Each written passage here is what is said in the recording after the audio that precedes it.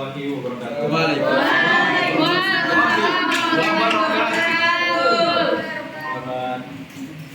Selamat siang menjelang sore. Selamat siang. Jadi pada pertemuan kali ini kita akan membahas tentang ayat Al-Quran tentang tauhid rububiyah dan uluhiyah. Jadi sebelum kita memulai pembelajaran, alangkah baiknya kita berdoa terlebih dahulu. Saudara Sahri, silakan pimpin doa dulu.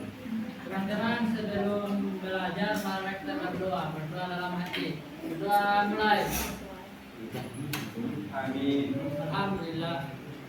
Oke, baik. Jadi kita mulai. Mungkin pertemuan kita ini hanya singkat karena saya hanya akan memberikan pengantar saja. Untuk selanjutnya materi ini saya akan membuat tugas untuk teman-teman di akhir pembelajaran. Jadi yang pertama, pengertian dari tauhid rububiyah dan uluhiyah. Tauhid rububiyah adalah keyakinan akan keesaan Allah dalam segi sifat-sifatnya. Sedangkan tauhid uluhiyah adalah keyakinan akan keesaan Allah dari segi ibadah. Ini berarti bahwa hanya Allah yang layak diibadahi dan disembah, serta tidak ada yang setara dengannya. Jadi itulah pengertian dari tauhid rububiyah dan uluhiyah. Selanjutnya, pentingnya mempelajari tauhid rububiyah dan uluhiyah. Tauhid rububiyah dan uluhiyah membantu seseorang untuk menghindari kesesatan dan penyesatan dalam beragama. Dengan memiliki keyakinan yang benar tentang Allah, seseorang akan dapat membedakan antara ajaran yang sesuai dengan ajaran Islam dan ajaran yang bertentangan dengan Islam. Selanjutnya, contoh praktik tauhid rububiyah dan uluhiyah, yaitu dapat dilakukan dengan cara menunaikan ibadah yang benar dan hanya ditujukan kepada Allah semata. Jadi kalau beribadah memang niatnya itu hanya untuk Allah semata. Maupun itu seperti sholat 5 waktu, misalnya puasa, zakat, dan haji, itu segala bentuk ibadah kita lakukan niatnya itu hanya semata-mata untuk Allah. Oke, selain itu praktik rububiyah dan tauhid uluhiyah juga dapat dilakukan dengan cara membaca Al-Quran dan mempelajari ajaran Islam secara mendalam. Jadi kita sepatutnya umat beragama mesti paham betul dengan agama apa yang dianut kita harus mempelajari secara mendalam. Nah, berikut ayat-ayat yang membahas kedua tauhid ini, yaitu tauhid rububiyah dan uluhiyah. Yang pertama adalah surah Al-Fatihah ayat 1-4 yang berisi tentang rububiyah, dan ayat 5-7 berisi tentang tauhid uluhiyah. Yang kedua surah An-Nas ayat 1-2 yang berisi tentang rububiyah, sedangkan ayat ketiga berisi tentang uluhiyah. Yang ketiga yaitu surah Al-Falaq ayat pertama berisi tentang rububiyah, dan yang terakhir surah Al-Ikhlas itu ayat yang pertama dan kedua berisi tentang tauhid uluhiyah.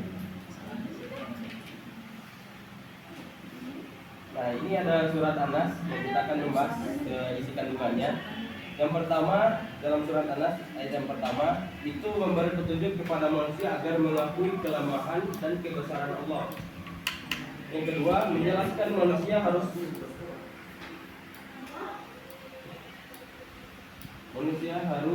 apa ini? Kebesaran dan kebesaran Allah Subhanahu wa taala. Yang ketiga, menegaskan bahwa Allah satu-satunya yang berhak disembah dan semestinya manusia meminta perlindungan kepadanya. Jadi bukan meminta perlindungan kepada orang-orang pisah dan sebagainya. Itu keluar jalur itu. Dan yang terakhir ayat 4 sampai dengan 6 menjelaskan bentuk kejahatan yang sering dihadapi manusia. Oke. Nah, berikut adalah ayat-ayat yang membahas tentang kedua tauhid tadi. Coba saya minta satu orang bisa membaca ayat di atas. Siapa yang bisa?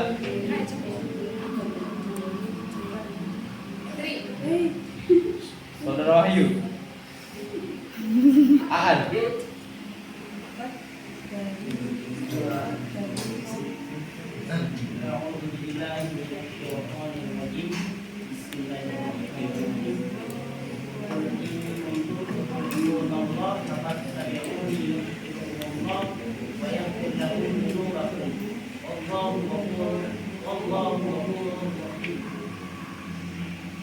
Artinya, katakanlah, jika kalian benar-benar mencintai Allah, ikutilah aku, percaya Allah mengasihi kalian. Orang Al-Imran ayat 11. Ya, jadi dua tadi contoh dari ayat-ayat rububiyah dan uluhiyah.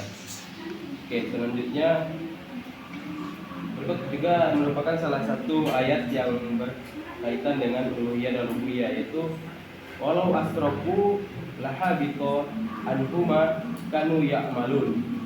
Jadi artinya seandainya mereka mempersekutukan Allah, niscaya lenyaplah dari mereka amalan yang telah mereka kerjakan. Nah, jadi sangat fatal sekali jika kita mempersekutukan Allah, segala bentuk amal yang kita kerjakan itu dalam sekejap langsung lenyap. Mungkin pertemuan kita pada hari ini hanya membahas seputar pengantarnya saja. Saya membahas seputar pengantarnya saja. Berikutnya saya memberikan tugas kepada adik-adik untuk mencari lebih detail lagi. Untuk nantinya saya akan evaluasi. Mungkin cukup sekian pembelajaran kita pada hari ini. Marilah kita berdoa untuk mengakhiri pembelajaran kita. Berdoa, mulai.